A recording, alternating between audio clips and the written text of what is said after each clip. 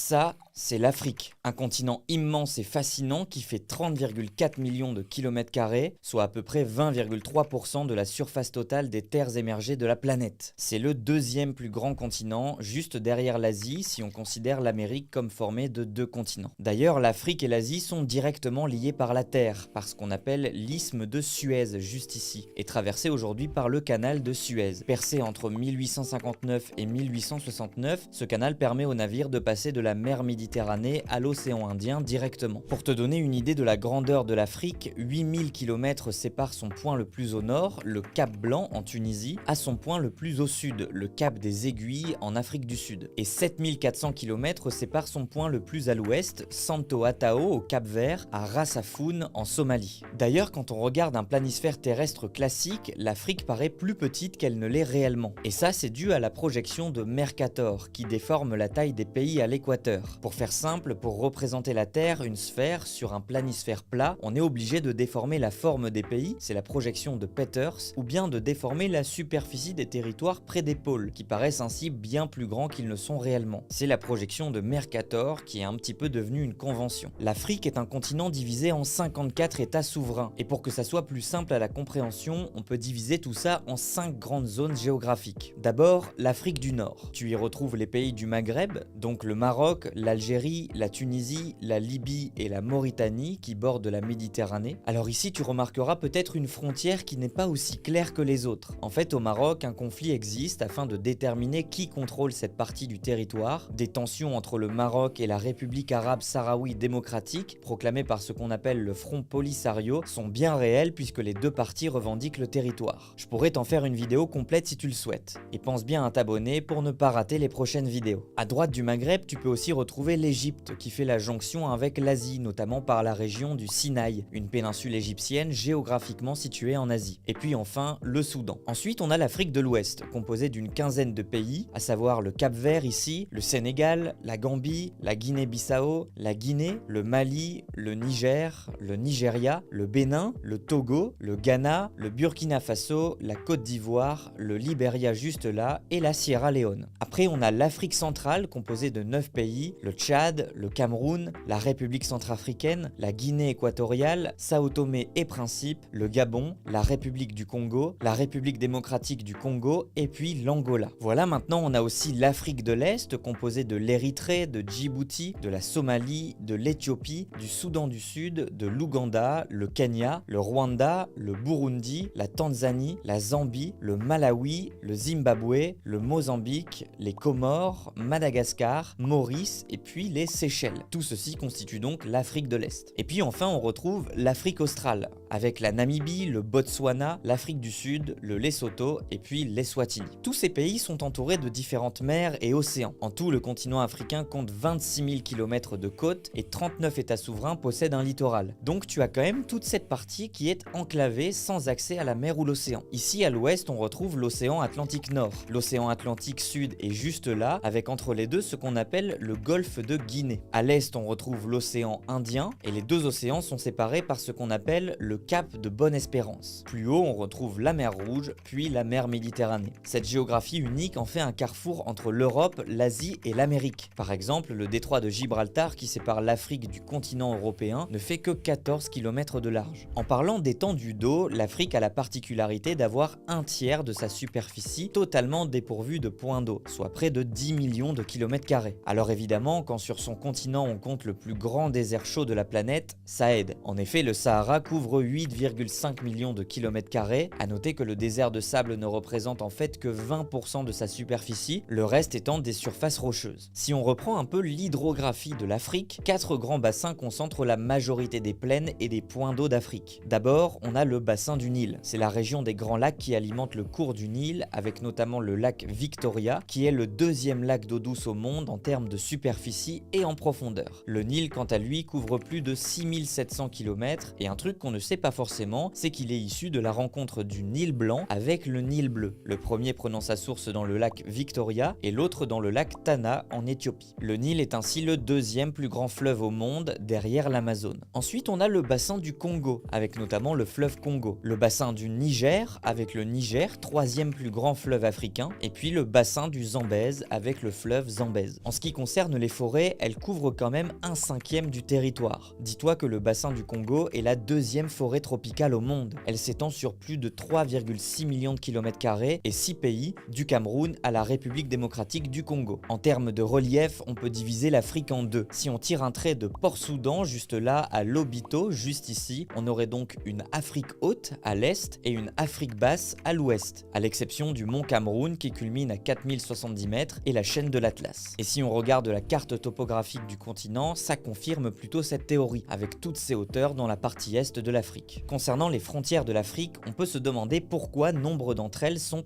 hyper droites, comme par exemple ici entre l'Égypte et le Soudan. Eh bien en fait, elles ont été en majorité tracées à la règle lors des conférences coloniales européennes, sans tenir compte des réalités ethniques et géographiques, notamment lors de la conférence de Berlin en 1885. Et ça explique donc toutes ces frontières très droites. Alors l'Afrique n'est pas seulement un continent continental, elle possède aussi des îles incroyables. À l'est, il y a Madagascar, la 4e plus grande île du monde, avec une biodiversité unique. Dis-toi que plus de 90% des espèces animales et végétales de l'île ne se trouvent nulle part ailleurs. On dit qu'elles sont endémiques. Évidemment, il y a aussi les îles Seychelles ou encore Maurice, et puis l'archipel des Comores par exemple dans l'océan Indien, qui sont toutes des destinations paradisiaques. À l'ouest, dans l'Atlantique, on retrouve l'archipel du Cap-Vert, un ensemble de 10 îles volcaniques. Et plus au nord, on retrouve les îles Canaries qui appartiennent à l'Espagne, mais qui sont géographiquement en Afrique. Alors quand on pense Afrique et géographie, on pense aussi forcément aux ressources naturelles. Le sous-sol africain est particulièrement riche, le continent regorge de ressources comme l'or, le diamant, le pétrole et puis encore les terres rares. Des pays comme le Nigeria, l'Algérie et l'Angola sont de grands producteurs de pétrole, tandis que le Botswana et l'Afrique du Sud sont parmi les plus grands producteurs mondiaux de diamants. Le continent possède également d'énormes réserves de cuivre, d'uranium et de cobalt. Dernier point qu'on abordera dans cette vidéo, la population. Aujourd'hui, l'Afrique, c'est 1,4 milliard d'habitants, soit 18% de la population mondiale. Incroyable quand on sait que sa population était de 275 millions d'habitants dans les années 50-60. Cette croissance n'est pas prête de s'arrêter. On estime que la population africaine sera de 3 milliards d'habitants d'ici à 2100. L'Afrique est d'ailleurs le continent avec le plus fort taux de fécondité, en moyenne 4,3 enfants par femme en 2021. C'est le Niger qui a le taux de fécondité le plus élevé au monde avec 6,8 enfants par femme en moyenne. En 2021, 7 pays d'Afrique avaient plus de 50 millions d'habitants, le Kenya 53 millions, l'Afrique du Sud 59 millions, la Tanzanie 63 millions, la République démocratique du Congo 95 millions d'habitants. D'ailleurs, fun fact, Kinshasa est la ville qui compte le plus de francophones au monde. Ensuite, on a l'Égypte avec ses 109 millions d'habitants, l'Éthiopie 120 millions, et puis enfin le Nigeria, pays le plus peuplé d'Afrique avec 213 millions d'habitants. De manière globale, la population africaine est très jeune, 41% des Africains ont moins de 15 ans. Voilà, j'espère que cette vidéo sur la géographie de l'Afrique t'aura plu. Dis-moi en commentaire de quel pays ou continent tu veux que je parle, et comme d'hab, on se retrouve la semaine prochaine avec un tout autre sujet.